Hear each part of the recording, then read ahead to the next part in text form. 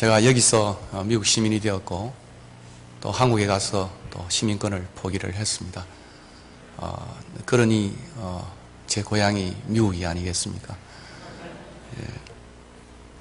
아무튼 빌라에 오면 가슴이 벅차고 제가 이번에 책을 하나 저술을 하고 출판을 했는데 저희들이 1월 20일이 결혼 기념일입니다. 이곳에서 거의 허니문을 보내었고요. 제 아내는 결혼을 하자 미국으로 바로 떠났고 홀로 결혼을 했는데 아내도 없이 그동안 권사님들이 늘 저를 따뜻하게 교회에서 돌봐주었는데 결혼하고 나니까 너무 차가워가지고 딸 주겠다는 권사님도 마음을 돌리고 그래서 식당에 가면 국그릇에 고기도 적어지고 이런 서글픈 인생을 몇 달을 보내었습니다. 이곳이 제 사랑하는 아내와 다시 결혼하고 5월에 만났고 또 이곳에서 두 자녀를 낳았습니다. 에빙턴 하스피털에서 당시에 보험 없이 300불에 최초로 유학생의 첫 관문을 열었던 인물이 저였습니다. 에즈리나와 사무엘이 이곳에 태어나고 스쿨길 강가는 저에게 참 아름다운 강가였습니다. 그 일을 생각하니 어찌하니 기쁘지 아니할꼬 그런 생각을 해봅니다. 19년 만에 달콤한 화려한 외출을 안식년을 짧게 저는 6개월을 보내고 다시 이제 화요일이면 출국을 귀국을 하게 되어졌습니다. 카카오톡에 제 안식년의 모토를 적어놨습니다. 아침에도 그 이야기를 했습니다만 높이 멀리 나는 새는 뼛속까지 비온다. 높이 나는 새, 멀리 나는 새는 그 새들은 뼈까지 비워 있다고 합니다. 비움에 대한 그러한 갈망이었습니다. 19년의 세월을 다시 뒤로 하고 나를 찾고 나를 회복하고 또 여기 버려둔 우리의 가족 자녀들을 찾고 또 우리를 회복해서 너와 그들에게 가련다. 이게 제 안식년의 올해의 지난해의 모토이기도 합니다. 아무튼 다시 이제 전선으로 또 선교의 장으로 또 사역의 장으로 돌아가게 되어졌습니다. 청마의 해, 올해는 청마의 해라고 알고 있습니다. 2014년에 여러분과 함께 시편 서두를 열어보았습니다. 참 이 시편은 오가는 많은 믿음의 사람들이 애독했던 그러한 성경의 중요한 부분이기도 합니다. 어떤 분은 시편은 우리의 영혼의 책이다 이렇게도 표현을 했고 최근에 와서는 우리의 영성의 보고가 시편이라고 그렇게 말하고 있습니다. 그냥 읽고 넘어갈 책이 아니라 밤낮으로 우리의 예배 시에 불렀던 찬양처럼 묵상해야 할 책이 바로 시편이기도 합니다. 여러분의 목사님은 C.S. 루이스를 전공해서 박사학위를 받았는데 C.S. 루이스가 가장 좋아했던 시편의 사색도 바로 이 시편에 대한 이야기이기도 합니다. 보네프는 히틀러의 독재의 치하 속에 그가 깊이 묵상하고 감옥에서 묵상했던 책이 바로 시편이기도 했습니다. 우리의 신앙의 선진들이 일제히 참혹한 그러한 압제 속에서도 감방에서 읽고 또 읽었던 그러한 책이 시편이라고 저는 그렇게 알고 있습니다. 묵상할 책만이 아니라 노래할 책이고 혼자서 부르는 정도가 아니고 함께 부르고 아름다운 곡조를 붙여서 불러야 할 책이기도 합니다.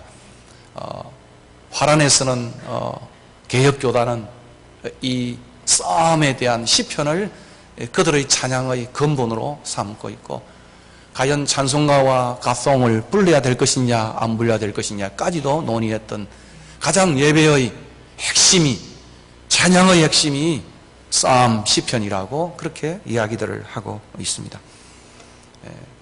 황량한 광야에서 외로운 길선으로도 부르고 어느 분이 적어놓은 그러한 글처럼 외로운 감방에 앉아 나와 하나님과 세상과 역사를 생각하며 부르는 노래가 시편이랍니다.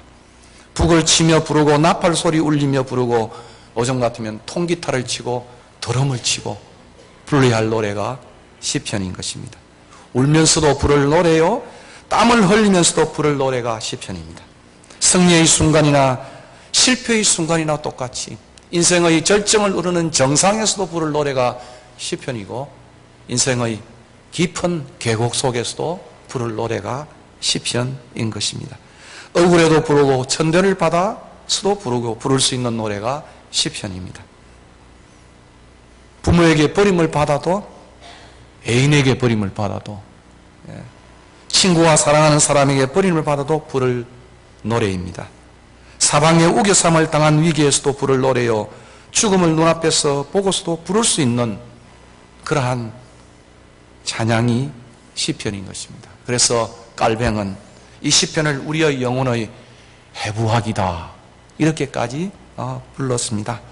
하나님의 위대하시고 은혜로우시고 만물에 가득 찬 그의 영광과 인간 역사를 인도하시고 심판하시고 그 권위와 지혜를 노래한 책이 시편이기도 한 것입니다. 시편은 우리의 인생의 슬픔이 가득한 애가의 노래가, 라멘트의 노래가 3분의 1이나 시편을 그렇게 꾸려가고 있습니다. 그리고 성전에 들어가서 내 인생이 탈골되어지고 내 인생이 미끄러지는 그런 순간에 성전에서 다시 주님을 향해서 땡스기빙, 감사의 노래를 부른 그것도 시편이라고 말하고 있습니다. 그래서 시편은 인생의 탈골에서 다시 인생이 접골되기까지 디스오리엔테이션 되어져서 리오리엔테이션 되어지는 그러한 노래로 시편은 끝을 맺고 있습니다. 그래서 시편의 마지막은 할렐루야의 노래로 그렇게 종결을 짓고 있는 것입니다. 우리의 희로애락이 담아있고 인생의 생사화복이 담아있는 우리의 영혼의 노래가 시편입니다. 오늘 그 시편의 안내격인 1편을 저는 여러분들에게 소개하며 2014년의 새로운 해를 맞이하려고 생각하고 있습니다. 어느 분은 이 시편 1편이 시편 전체를 인도하는 문지기의 역할을 한다, 관문이다 그렇게 말하고 있습니다. 오늘 저희들이 함께 읽은 것처럼 교독한 것처럼 시편은 행복을 노래하고 있습니다. 과연 누가 과연 행복한 사람인가?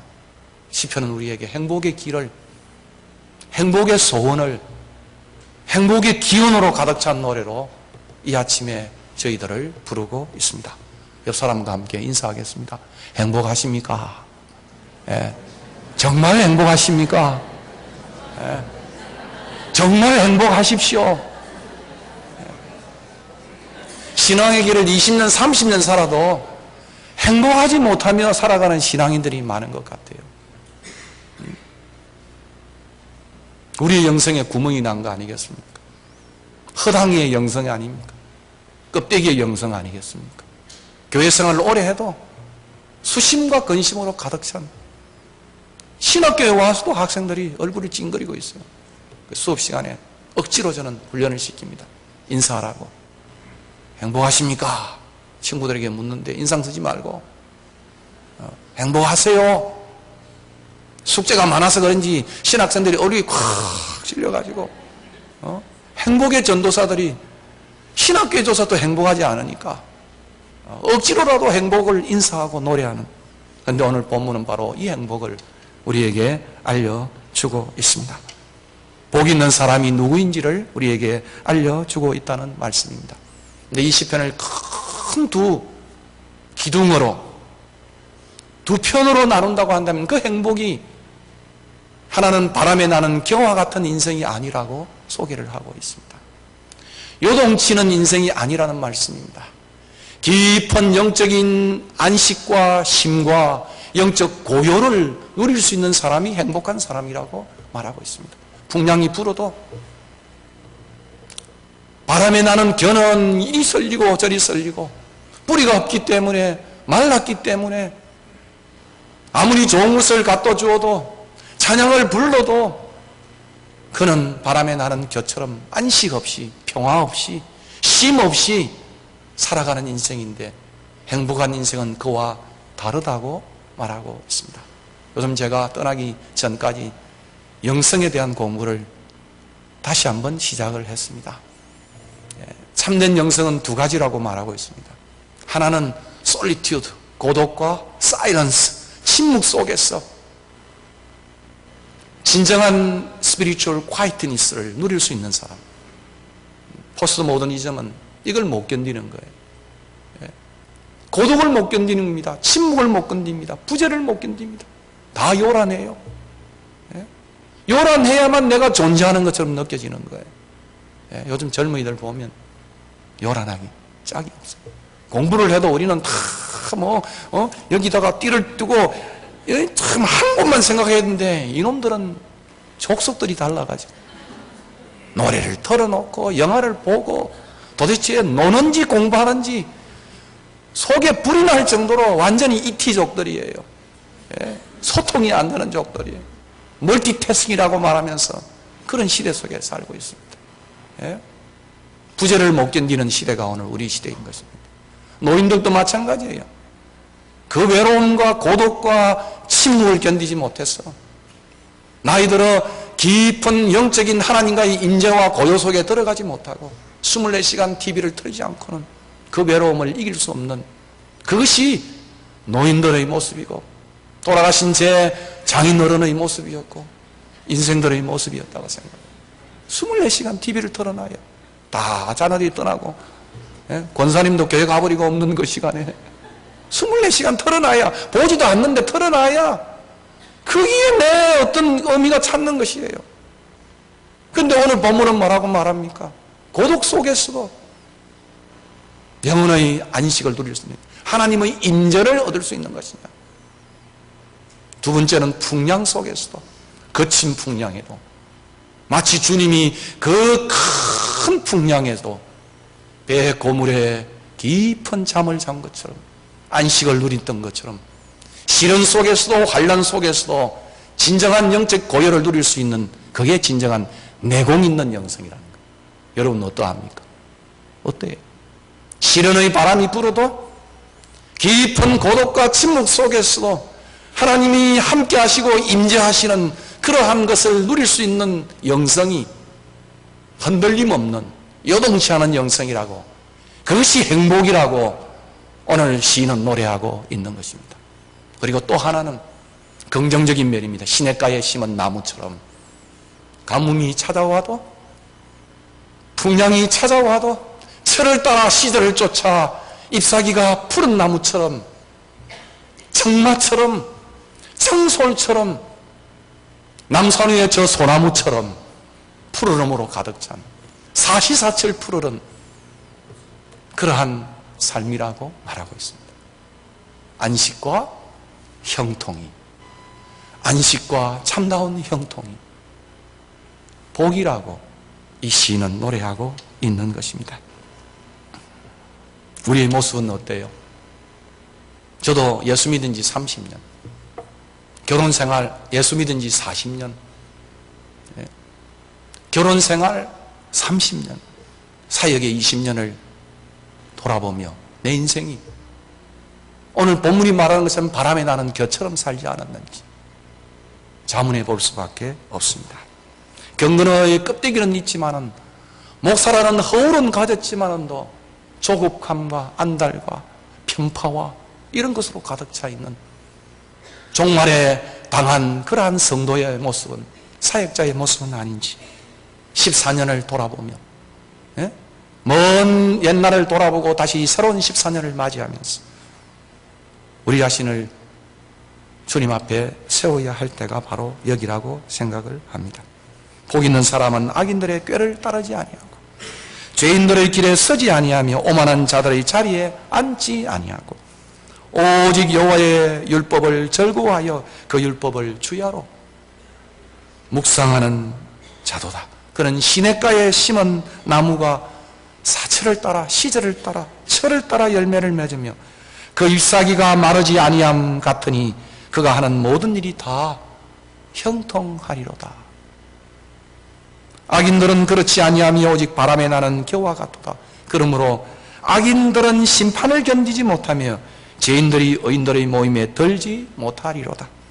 무릇 의인들의 길은 여호와께서 인정하시나 악인들의 길은 망하리로다. 시는 이렇게 우리의 영성의 길을 안내하고 있어요. 참된 신앙의 행복을 우리에게 노래해 주고 있습니다. 참 요즘 날씨 변덕스럽기 짝이 없어요. 지난주만 보면 북극에 온 것 같았어요. 예? 맨하탄에서는 믿거나 말거나 40도 마이너스였대요. 아마 맨하탄의 빌딩 사이로 지나가는 그 칼바람을 아마 여러분이 겪었는지 모르겠어요. 제 아내도 맨하탄 한번 갔다 오더만은 그 칼바람에, 예? 아마 체감이 40도 되어졌는데 눈이 이만큼 쌓이고 빙판처럼 되었는데 이번 주말은 봄이에요. 봄. 예? 봄 같지 않아요? 포근하게. 예? 이런 변덕스러운 날씨처럼 과연 우리는 우리의 인생에 정말 견고함과 안정됨과 형통함의 행복한 삶을 지닌 푸른 나무처럼 시냇가에 심기운 나무처럼 그러한 모습을 띠기보다는 마치 디모데후서 3장 1절과 5절의 종말에 처한 사람들의 모습처럼 살 때가 참 많습니다. 시기와 자랑과 교만과 비방과 거역함과 조급함과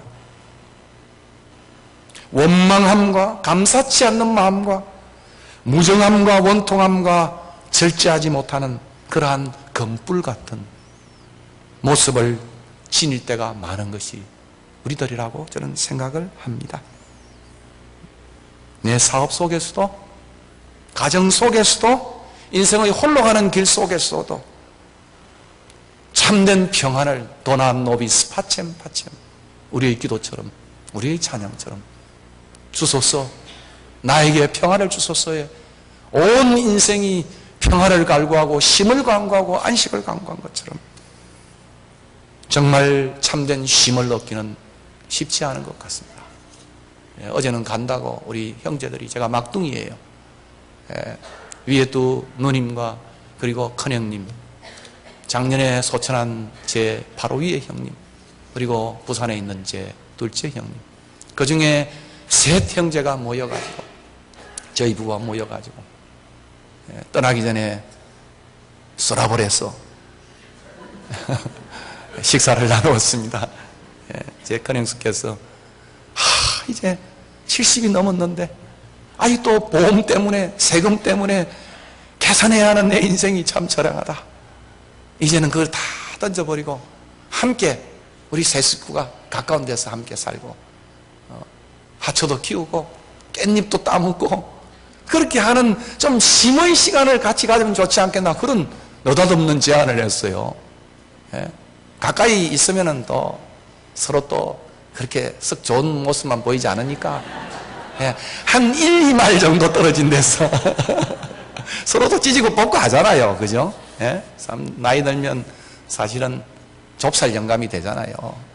조그만 일에 화내고 삐딱거리고 참 어떻게 보면 그래서 조금 떨어지면서 한 5분 만에 모이라면 모일 수 있는 데서 모여서 디시 하나씩 가져와 저녁을 먹고 그렇게 쉴 수 있는, 마지막 주님을 향해서 바라보고 여유있게 산책도 하고 살 수 있는 그 이야기를 하더라고요. 아마 여러분 그런 리타이어먼트 플랜, 참 행복한 플랜이라고 저는 생각을 합니다. 저도 올해로 한국 나이로 60이 되었습니다. 한 40대에 안 보입니까? 머리를 탁 깎고 지금 제가 40대로 온 것 같은데 벌써 84년에 미국에 왔는데 올해로 꼭 30년의 세월, 결혼도 30주년이 되어진 세월을 보내고 있습니다. 오늘 시인이 소개하는 두 종류의 사람, 의인과 악인, 두 종류의 인생, 바람에 나는 겨와 시냇가에 심은 나무 가운데 우리는 어디에 속해 있는지 다시 한번 우리는 이 시편 앞에 물어보아야 할 것입니다.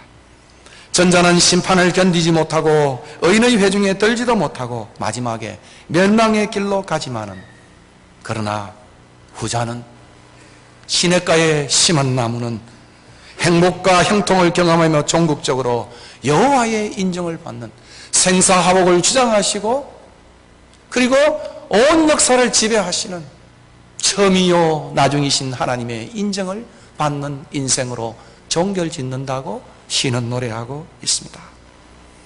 이렇게 우리가 이 삶을 진정으로 원한다면 시는 우리에게 다음과 같은 질문을 던지고 있습니다. 리차드 포스트의 레노발의 성경을 제가 찾아보니까 이 시편 1편을 통해서 이런 질문을 하고 있습니다. 당신의 관심은 어디에 있습니까? 2014년 여러분의 관심은 어디에 있습니까? 여러분의 영성의 길에 정말 무엇을 향해 여러분은 몰두하고 그리고 무엇으로 만족하고 있습니까? 내 인생은 어디를 향하여 가고 있습니까? 본문은 쫓고 walk 그리고 stand 쓰고 그리고 sit 앉고 즐거워하고 묵상하는 그 아름다운 삶을 인생의 모습을 우리에게 제시해 주고 있습니다. 바람에 나는 겨와 같은 부정적인 모습이 아닌 시냇가에 심기운 나무 같은 긍정적인 모습으로 행복을 소개해 주고 있습니다. 이 1절은 특별히 히브리어는 완료형으로 되어 있는데 대체적으로 NIV나 많은 성경은 현재 지속형으로 그렇게 번역을 하고 있습니다. 완료는 과거에도 그랬고 지금도 여전히 그러한 부정적인 모습, 지속적인 모습으로 살고 있지 않는 삶이 바로 복된 삶, 행복한 삶이라고 시는 노래하고 있습니다. 그런데 우리는 바람에 나는 것처럼 저도 일이 일비하지 않자 이렇게 해놓고도 그럼 왼수 같은 자식들을 보면 참 일이 일비하는 것 같아요. 다 맡겨야 되는데 오랜 10년 동안 두고 온 이 참 버려두고 떠난 우리의 자녀를 바라볼 때 참 많은 애환을 애정을 갖고 또 싸매지도 못하고 풀어헤친 채 또 그들을 떠나 고국으로 가야 하는 그러한 인생인 것 같습니다. 가느다란 마른 나뭇가지 마른 불 낙엽의 검불처럼 오늘도 저희들은 그렇게 살고 있습니다. 마르고 생명력이 없고 결실치 못하며 뿌리가 없는 모습처럼 견고하지도 못하고 견고한 것처럼 하다가 어느 틈에 또 무너지는 내 마음을 목사인 저도 바라볼 때가 참 많은 것 같습니다. 형통하지 못한 삶을 살고 있습니다.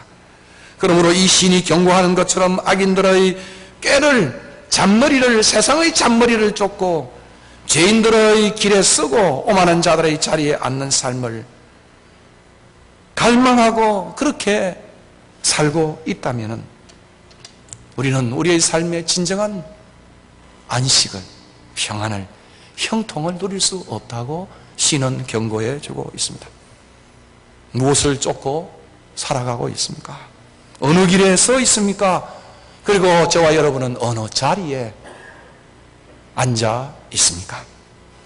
여기 쫓는다, 선다, 앉는다는 일은 꾀를 쫓기 때문에 그것은 생각의 부분이고 길에 서기 때문에 그것은 행동의 모습이고 자리에 앉는 일이기 때문에 활동으로 이어지는 삶의 전반을 묘사해 주는 그러한 표현이기도 한 것입니다.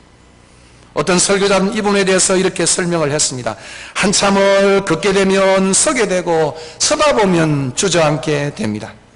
우리가 악인의 꾀를 쫓아서 걷다 보면 죄인의 길에 서게 되고 죄인의 길에 서다 보면 오만한 자들의 회중의 자리에 털썩 주저앉게 됩니다. 그렇습니다. 이것이 바로 오늘 롯처럼 세상과 짝한 인생들의 모습이고 때로는 종교의 지도자라고 하는 그러한 사람들의 모습이기도 한 것입니다.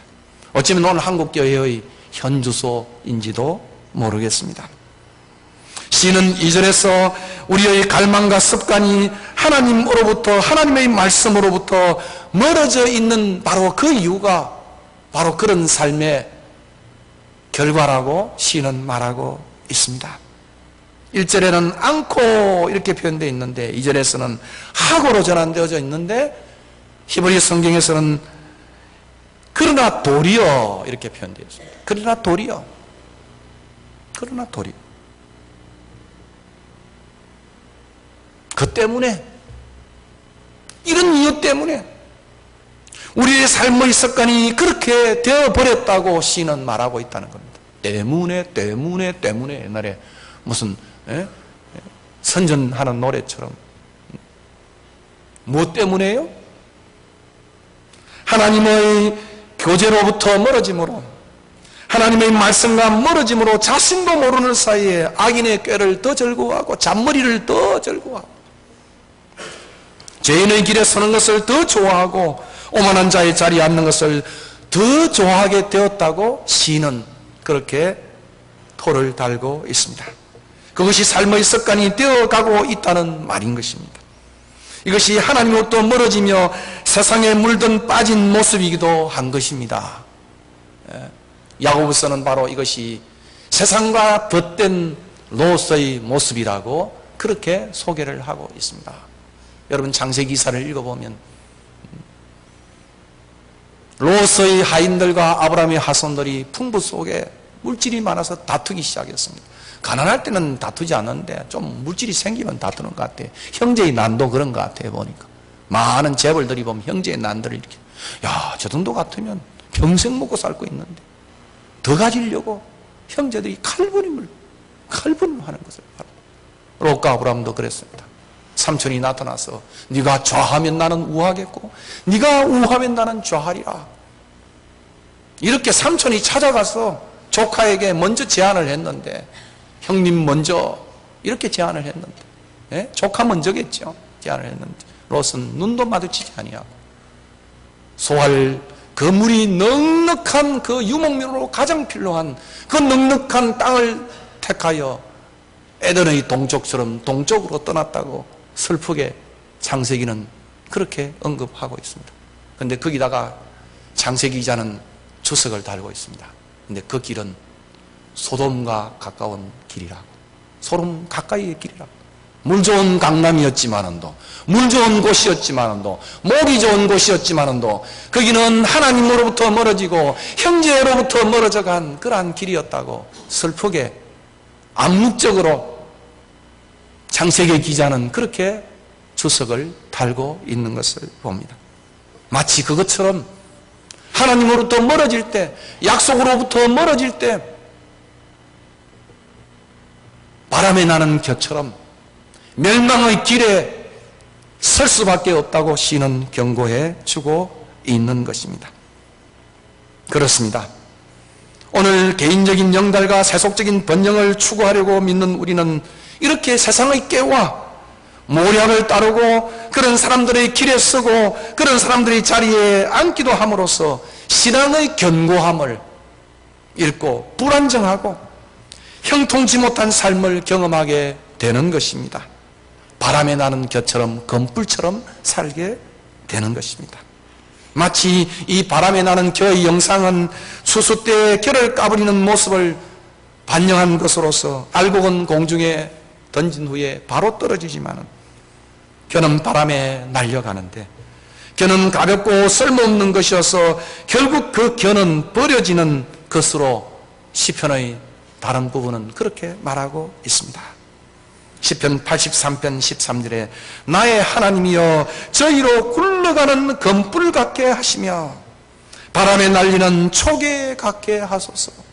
인생의 나그네 끌 인생에 마치 야곱의 험악한 세월을 살았던 것처럼 자기의 잔꾀로 남의 발목만 붙잡는 하나님의 모략보다는, 하나님의 동행보다는 잔꾀로 행복을 추구했던 그의 인생에, 행복의 파랑새는 그의 인생에 멀어지고 20년의 방황의 길을, 도망자의 길을, 슬픈 험악한 생을, 나그네의 길을 살았던 그러한 모습처럼 하나님을 떠난, 하나님과 동행하는 삶을 찾지 않은 인생들에게 찾아온 결과라고 성경은 이곳저곳에서 그렇게 소개를 해주고 있습니다.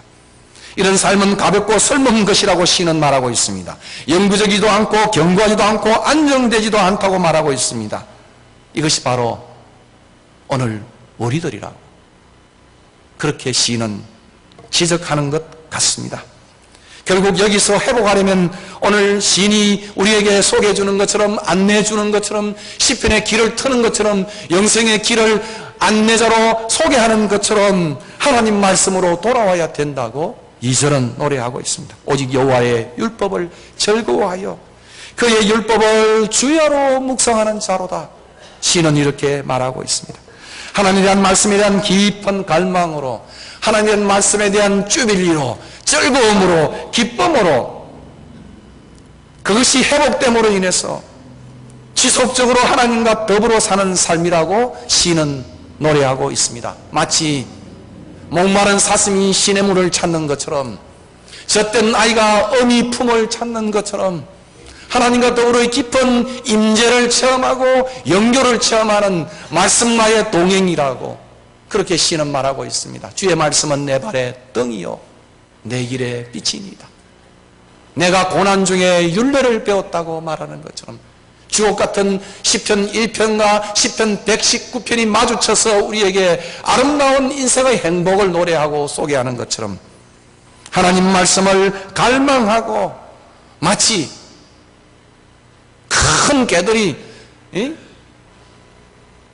갈비뼈를 하나 주면 할 것도 핥고 할 것도 핥고 할 것도 핥고 하는 것처럼 말씀에 헐떡이며 갈망하는 그런 모습으로 그렇게 주야로 묵상할 때 행복을 찾을 수 있고 행복을 노래할 수 있다고 말하고 있습니다. 복 있는 사람이라고 시인은 고백하고 있는 것입니다.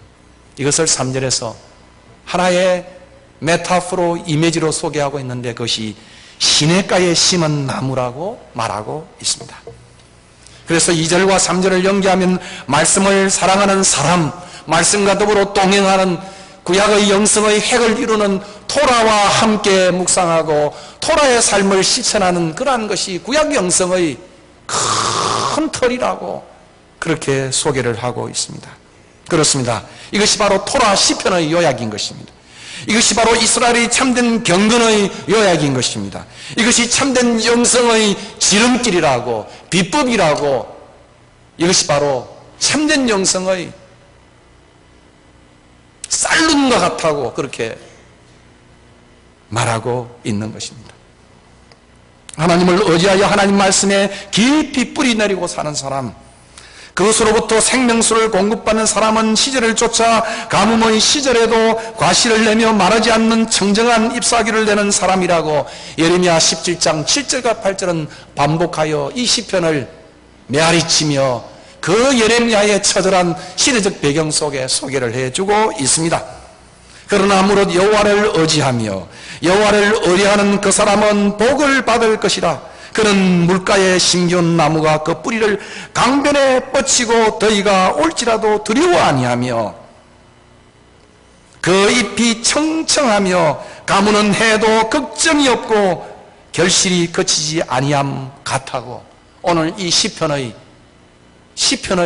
이 1편의 이 영상을, 이 아름다운 모습을 예레미야는 다시 한번 반복하여 소개해 주고 있습니다.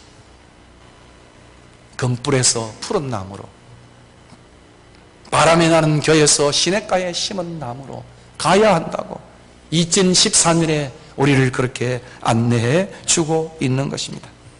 왜냐하면 그는 흐르는 물가에 또는 물이 계속 공급되는 그러한 고랑에 심긴 나무이기 때문이라고 그렇게 시인은 말해주고 있습니다.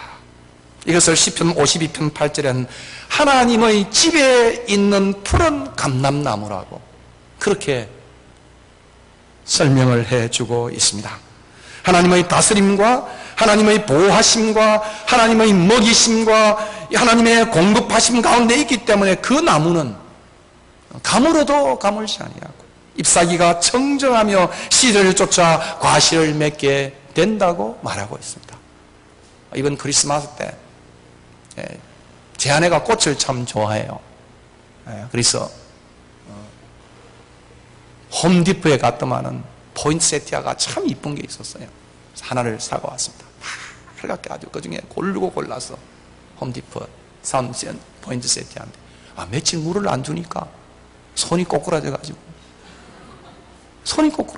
빨간 게 시들어져 버렸어요. 그래서 물을 주고 또 물을 줬어요. 우리 애들도 물을 안 주니까 눈꼬랑지가 다 채올라가가지고 물 준 하추나 물 준 그런 자녀들은 꼬리가 내려오는데 막 올라가죠. 그게 하추 같은 인생이잖아요. 물가에 심겨운 나무도 바른 그런 것이죠.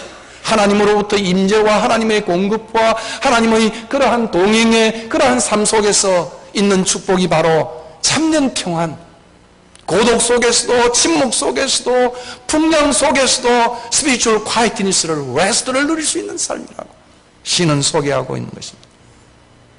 그 때문에 바로 그 때문에 시냇가에 심은 나무가 결실한다고 형통한다고 바람에 나는 겨처럼 살지 않는다고 신은 힘주어 우리의 영성에 그렇게 못을 받고 있는 거예요. 안내를 하고 있는 거예요.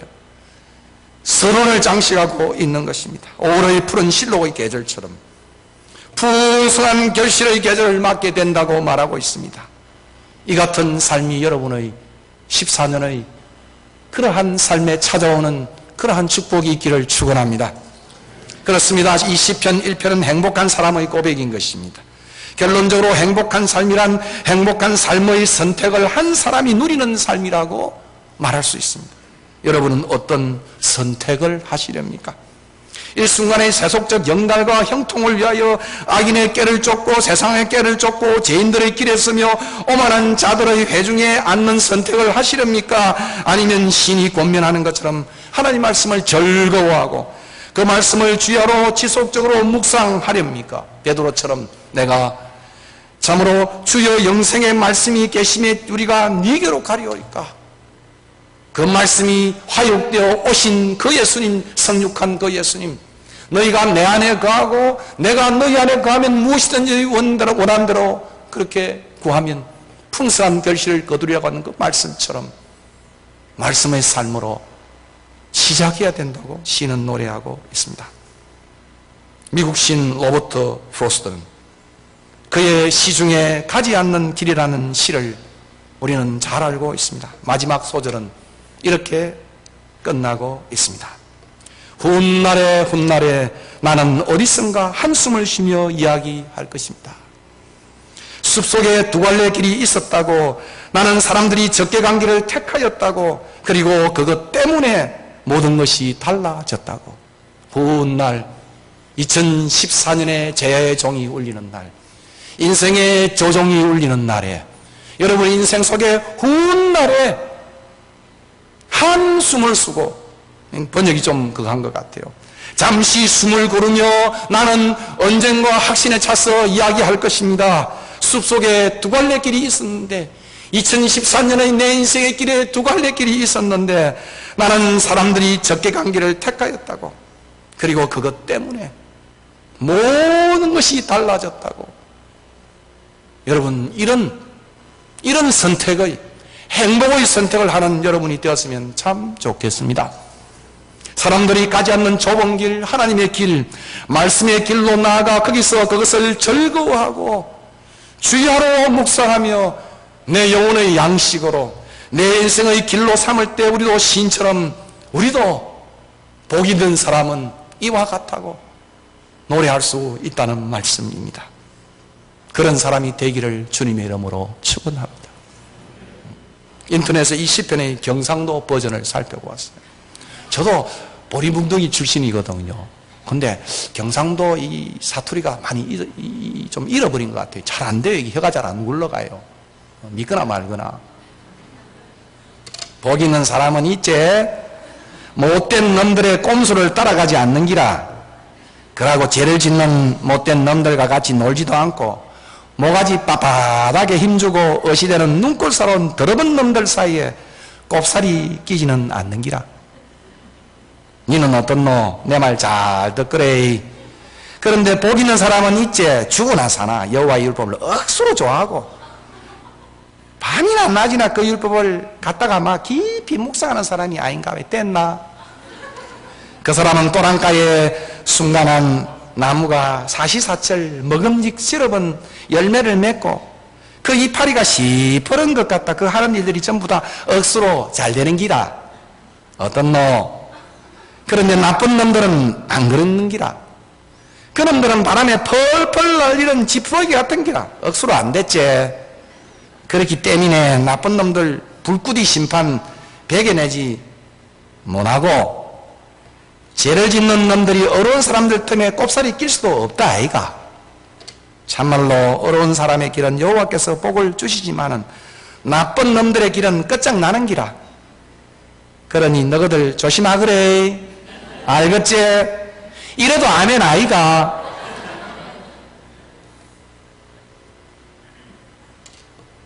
검불 같은 우리의 인생이 2014년에 정말 시냇가에 심은 나무처럼 고독에도 침묵에도 홀로 있는 그러한 시간 속에서도 주님이 내 곁에 계시는 인재를 체험하고 참된 고요와 안식과 평화를 누릴 수 있는, 나이가 들어도 부재 속에 현재를 경험할 수 있는 그러한 행복이 찾아온다고 말하고 있습니다. 풍랑 속에서도 마찬가지예요. 풍랑 속에서도 마찬가지예요. 제가 좋아하는 정채봉의 시를 읽고 오늘 설교를 마칠까 합니다. 검불에도 향기가 있다. 풀잎은 왜 나는 지천에 널려있는 평범한 존재냐고 투쟁하지 않습니다. 풀잎은 왜 나한테 꽃을 얹어주지 않았느냐고 불평하지 않습니다. 해가 뜨면 사라져 버리기는 하였지만 이슬 방울 목걸이에 감사했습니다. 때로는 길 잃은 어린 풀무치의 연숙이 되어주는 것에 만족했습니다. 가을이 오자 풀잎은 노랗게 시들었습니다. 그리고 실날 같은 미미한 바람에도 이리저리 날리는 신세가 되었습니다. 검불이 된 풀잎은 기도하였습니다. 비록 힘 한낱 없는 저희지만 아직 서일 때가 있으면 서여지게 하소서. 어느 날 산새가 날아와서 검불을 물어갔습니다. 산새는 물어간 검불을 둥지를 짓는 데 섰습니다. 그리고 거기에 알을 낳았습니다. 산바람이 흐르면서 검불의 향기를 실어갔습니다. 무지개까지. 비록 우리가 우리 인생을 돌아보고 우리 영생을 돌아보면 바람에 나는 검불처럼 그러한 모습을 우리가 띄고 있지만 오늘 이 검불이 기도한 것처럼, 검불의 기도처럼 비록 힘 한낱 없는 저희지만 아직 쓰일 때가 있으면 쓰여지게 하소서. 주님 앞에 쓰임받는 행복한 그러한 향기 나는 검불이 되기를 주님의 이름으로 축원합니다. 기도하겠습니다.